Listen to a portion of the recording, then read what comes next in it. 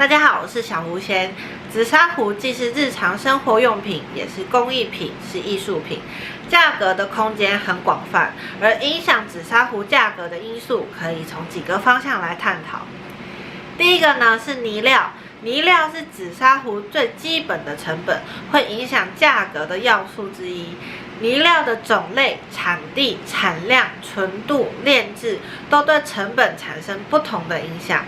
紫砂矿料资源整体是日渐稀少，但各家的藏矿以及泥料库存是这辈子都用不完的。紫砂泥料在价格的影响中占比比较小，仅少数的例外，例如品质高的顶级朱泥或者是本山绿。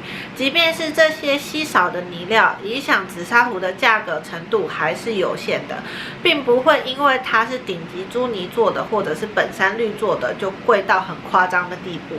第二个部分呢是工艺，做工与艺术也会影响紫砂壶的价格。端看做工是否精细，艺术则是要看精气神韵。设计和制作一把壶是需要设计者本身所具备的文化涵养、美学修养、实作经验、自我要求以及人格特质等作为基础。做工层面，许多壶友会把3点一线、口盖严丝合缝作为精工的标准。即使一把壶做到了3点一线、口盖严丝合缝，但整体不伦不类，也并不能称上是精工品。所谓的精工是要细品的，仔细的欣赏，多看看其他同类的作品，相信有点审美的人都能分辨得出来何谓精工。再来，我们不能以光货、花货去衡量一把壶的工艺程度。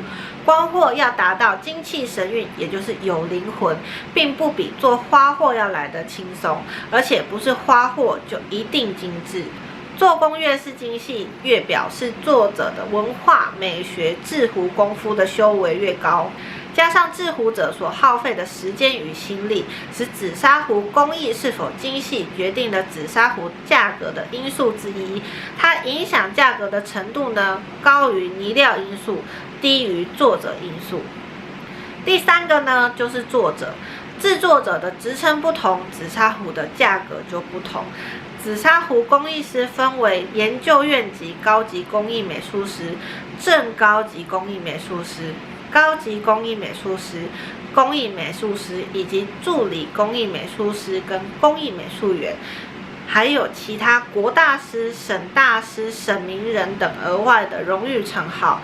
传统的紫砂壶靠手工制作，属于手工艺品，所以并没有统一的标准价格。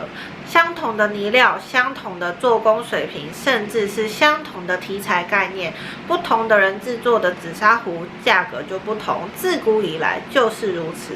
如今这种差别具体的表现在职称上面，但是也是因为有了职称分级，价格的范畴还是有迹可循的。